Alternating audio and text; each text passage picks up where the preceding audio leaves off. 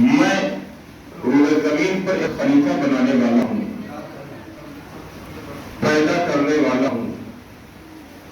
تاریخ کے جملے ہیں جیسے ہی اللہ نے یہ آواز دی، فرشتوں نے پڑھ کر کہا پالنے والے کیا تو ایسے کو خلیفہ بنائے گا جو زمین پہ جانے کے بعد پورے برپا کرے؟ پالنے والے کیا تو ایسے کو خلیفہ بنائے گا جو زمین پر جانے کے بعد خون بھی برپا کرے؟ تو اللہ نے کیا کہا؟ انی عالم ما لا تعلمون، جو میں جانتا ہوں وہ تم نہیں جانتے۔ یہ جملہ سنتے ہی پروردگار عالم نے جیسے ہی جملہ کہا انی عالم ما لا تعلمون، فرشتے خاموش ہو گئے۔ لیکن فرشتوں کے سوال نے دو سوال پنہا ہے۔ انسان سوال کب کرتا ہے؟ کبھی کبھی انسان سوال کرتا ہے لا علمی کی بنا پر،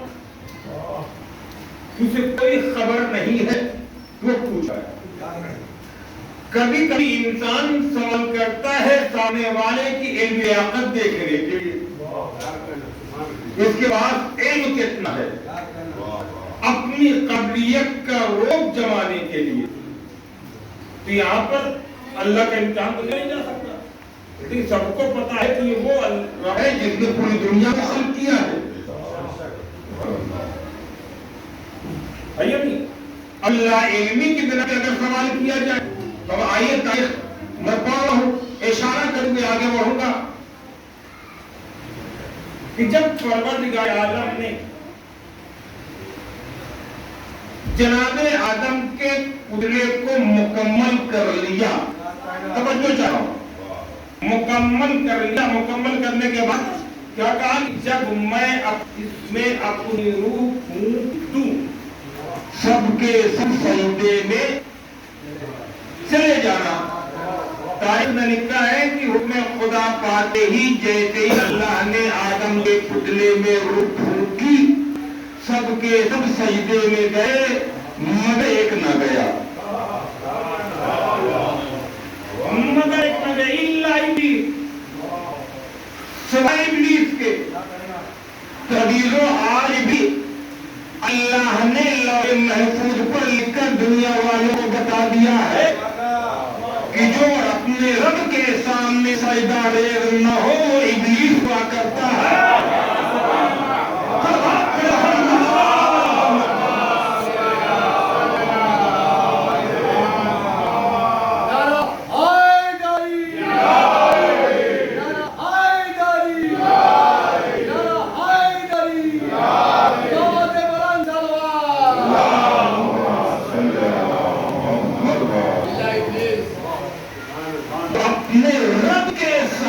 سجدہ ریز نہ ہو وہ ابلیس ہوا کرتا، اس لیے اللہ نے کہا ہے سجدے کے لیے۔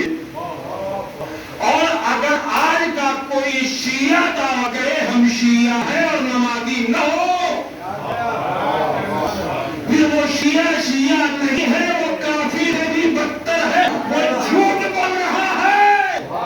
اس لیے کہ حسین کا فرش عزا ہم بچھاتے ہیں، اس نے بھی اپنا سر دیا ہے حالت سجدہ میں۔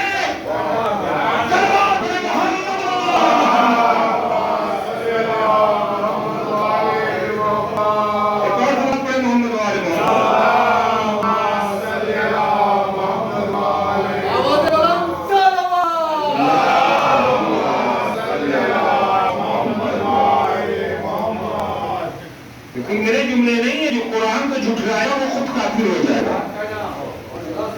اللہ نے حکم دیا ہے کہ جب میں پھونکوں سب کے سجدے میں چلے جانا، سب گیا الا ابلیس، سوائے ابلیس کے۔ کیوں انکار کیا؟ ریزن کیا تھا؟ سبب کیا تھا؟ علت کیا تھی کہ جس نے آدم کا سجدہ کرنے سے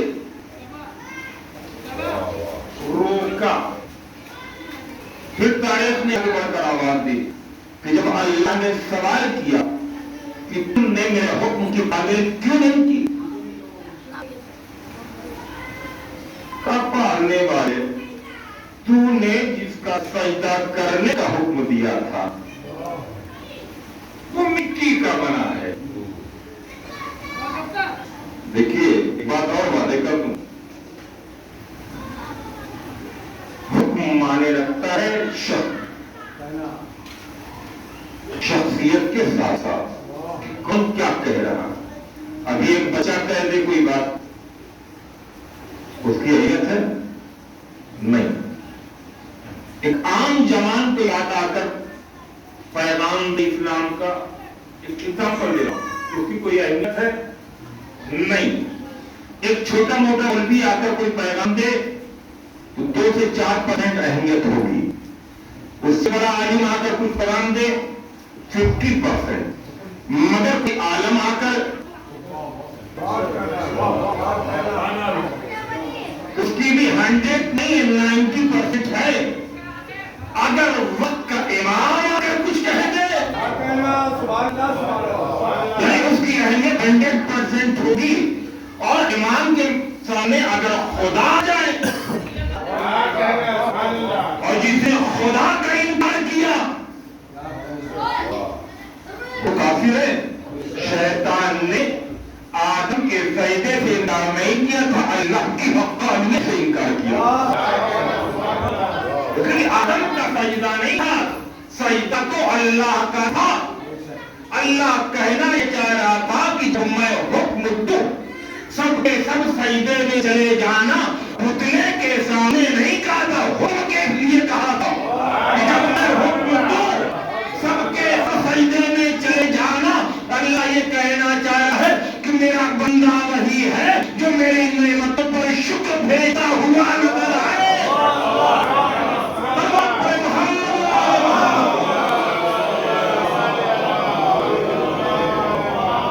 بات کہیں نہ کہیں چلے گی، کسان سوال کب کرتا ہے؟ یا تو اسے بات علم ہو یا علم نہ ہو۔ اور جب فرشتوں نے سوال کیا پالنے والے کیا ایسے کو خلیفہ بنائے گا جو زمین پر جانے کے بعد خورے بھی بپا کرے؟ 2 بات باتیں ہوئی، یا تو اللہ نے اس سے پہلے دنیا خلق کی تھی، توجہ چاہو، یا تو اللہ نے فرشتوں کو غیب دیا تھا۔ بھائی سوال کہ دونوں رخ ہیں، یا تو اللہ نے فرشتوں کو غیب دیا تھا، یا تو اللہ نے اس سے پہلے دنیا خلق کی تھی۔ اب آئیے دیکھ رہے ہیں کہ فرشتوں کے پاس علم غیب کتنا ہے اور علم کتنا ہے۔ کلمات پہ محمد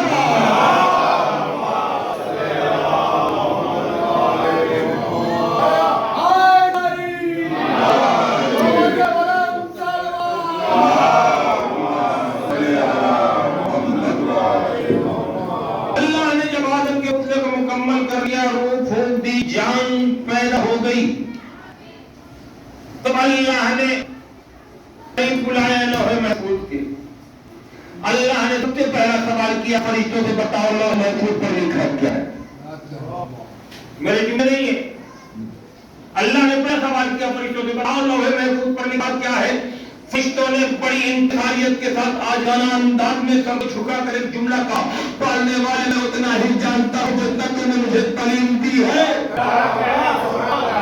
تو نے حکم دیا ہے کہ سجدے میں رہو تو میں سجدے میں ہوں، تو نے حکم دیا کہ میں رکوع میں رہوں تو میں رکوع میں ہوں، تو نے حکم دیا کہ میں قیام میں رہوں میں قیام میں ہوں۔ پالنے والے میں اس سے زیادہ کچھ جانتا ہی نہیں۔ سرکار محمد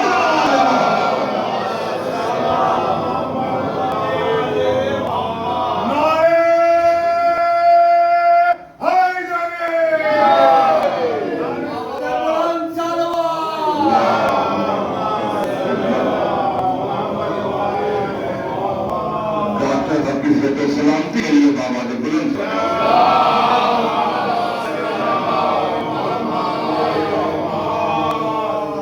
انسان سوال تو ہی نہیں کرتا۔ فرشتوں کے سوال نے ہمیں دو راہ پر لا کر کھڑا دیا۔ جب فرشتے کا پالنے والے کیا ہے کو خلیفہ بنائے گا جو زمین پر جانے کے بعد پورے برپا کرے؟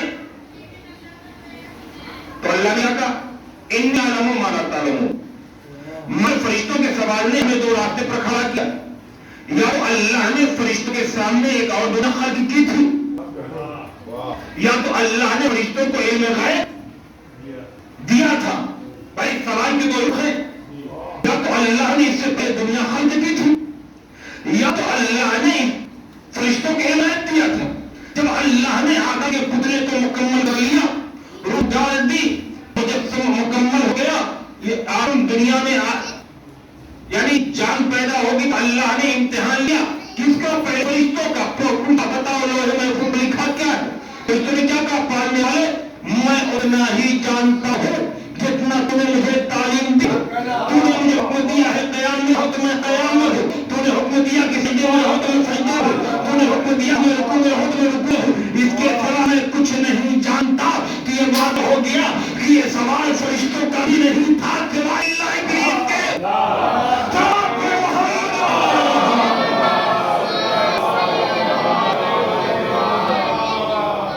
فرشتوں کے باطن میں غائب نہیں تھا، واضح ہو گیا۔ اگر میں غائب ہوتا تو فوراً اسماء الحسنی پڑھ کے سنا دیتے۔ تب اللہ نے آدم کی طرف اشارہ کیا، آدم بتاؤ لکھا کیا ہے؟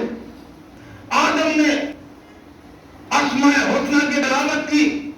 پالنے والے ضرورت کیا تھی فرشتوں کے سامنے آدم سے اسماء الحسنی کی تلاوت کروانے کی؟ بھائی فرشتے معصوم ہیں، یہ تیرا بندہ نبی ہے، تو نے نبی بنا کر کیا ہے جسے پوری دنیا کا وجود ہونے والا ہے، تو اللہ آواز دے گا کہ میں نے اس وجہ سے سب کے سامنے آدم کا امتحان لیا تاکہ فرشتوں کے سامنے یہ عملیت نہ آنے پہ پالنے والے کے ایسے کو خلیفہ بنائے گا۔ جو سوال تھا اس سوال کے بعد اللہ دینا چاہ رہا ہے کہ تم نے مجھ سے سوال کیا تھا اور امتحان کے میدان، مگر تاریخ نے لکھا کہ یہ ابلیس پہنچا کہاں سے وہاں پر؟ بھائی اگر ایک انسان کے لیے بات ہو تو بھائی جناب آدم کا خلق ہی نہیں ہوا وجودی، مگر یہ ابلیس کہاں سے آ گیا؟ ہم نے تاریخ میں پڑھا ہے، تاریخ انبیاء جلد نمبر 1، اللہ نے اس دنیا کو خلق کرنے سے پہلے یعنی آدمیت نہیں تھی، اللہ نے اجنہ کو خلق کیا، جنہ کو، مگر ان کے درمیان اتنی برائیاں تھیں، آپس میں خلیزیاں تھیں کہ جس کو دیکھ کر اللہ کے سامنے سوال کیا گیا۔ تو اللہ نے فرشتوں کو حکم دیا کہ معصوم بچوں کو آسمان پر اٹھا لیا جائے، باقی زمین کا تختہ پلٹ دیا جائے۔ اللہ نے معصوم بچوں کو اٹھوایا، زمین کے تختے کو پلٹا، پھر ان بچوں کی پرورش ہوئی۔ ان میں ایک بچہ ایسا تھا، تاریخ نے لکھا کہ زمین کا کوئی ایسا حصہ نہیں بچا جہاں پر اسے اللہ کے سجدے نہ کیے ہوئے۔ جب وہ مقبولیت بارگاہ خداوندی ہوا، مقرر بارگاہ خداوندی ہوا، تو اللہ نے اسے آسمان پر اٹھایا۔ اس کا شمار فرشتوں میں ہونے لگا۔ بھیا یہ لالچ شروع سے نہیں آ رہی، آج کوئی نئی بات نہیں ہے۔ اگر کوئی انسان ایک چھوٹا سا عہدہ پاتا ہے یا یوں کہوں کہ وارڈ کا ممبر ہو جاتا ہے، پھر وہ سوچتا ہے کہ ہم چیئرمین ہو رہے ہیں۔ جب وہ چیئرمین بن جاتا ہے پھر وہ یہ سوچتا ہے کہ ہم کس اپنے لے کے ودھائک بن جائیں۔ جب ودھائک بنتا ہے تو لالچ اور بڑھتی ہے کہ ہم منتری بن جائیں، منتری بن گئے تو اور لالچ بڑھی، وزیر اعلیٰ بن جائیں، وزیر اعلیٰ بن گیا تو بھی یہ سوچے کہ ہم پرائم منسٹر بن جائیں۔ کیوں؟ اس لیے کہ انسان کی تمام ختم نہیں ہوتی ہے، عہدہ بڑھتا جاتا ہے، لالچ بڑھتی آتی ہے۔ جب اجنہ کے اس بچے نے، تاریخ نے جس کا نام آزادی لکھا ہے، جب اس نے زمین پر اللہ کے لیے اتنے سجدے کیے کہ مقرر بارگاہ خداوندی ہوا، فرشتوں میں شمار ہونے لگا۔ جب اللہ نے کہا انی جاعل فی الارض خلیفہ، میں زمین پر ایک خلیفہ بنانے والا ہوں، تو فرشتوں کے سامنے کھڑا ہو کر اس نے جملہ کہا، پالنے والے کیا ایسے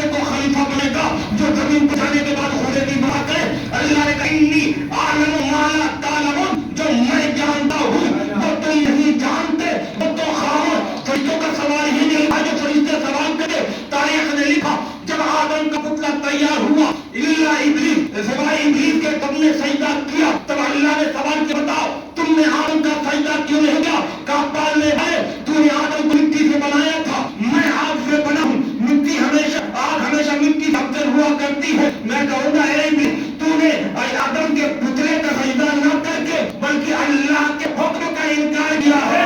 تو ہمارے خدا کا انکار کرے وہ ابلیس ہوا کرتا ہے، بندہ نہیں ہو سکتا.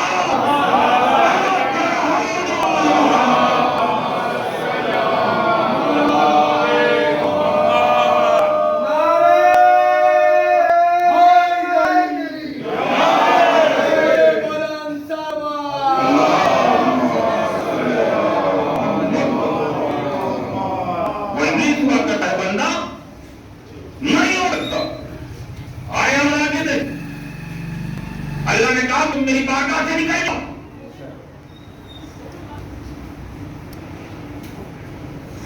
بڑا چالاک تھا، کہا پڑھنے والے بڑا رحمان الرحیم ہے، تو عادل ہے، انصاف ور ہے، ہم نے تیرے اتنے سجدے کیے ہیں، کیا تو اس سجدے کے عوض میں مجھے کچھ نہیں دے گا؟ اللہ نے کہا جو مانگنا ہو مانگیے، پالنے والے میں تیرے مخلص بندوں کو بتاؤں گا. اللہ نے کہا ٹھیک ہے. بیکا کہنے والے ایک بات اور کہو کہ کہا میں تیرے بندوں کو 4 سمتوں سے بتاؤں گا. کہا سمتیں بتا دے. کہا پورب سے، پشچم سے، اتر سے، دکن سے. اللہ نے کہا اور کچھ مانگنا ہے؟ کہا نہیں. کہا اور کوئی سمتیں بتی؟ کہا اللہ پالنے والے تو نے 4 ہی تو بنائی ہے، ان 4 سمتوں پر میرا قبضہ ہو چکا ہے.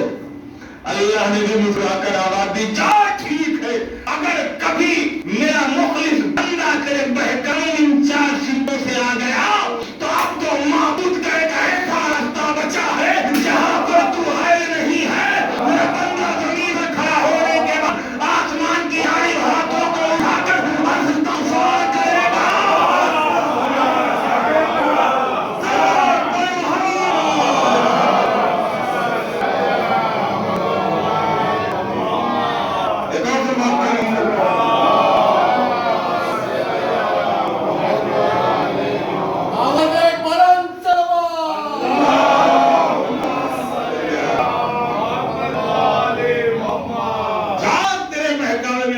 مخلص بندہ آ بھی گیا، 3-4 سمتوں پر تیرا قبضہ ہے، مگر اب تو معبود کا ایک ایسا راستہ بچا ہے جہاں پر تو حائل نہیں ہے.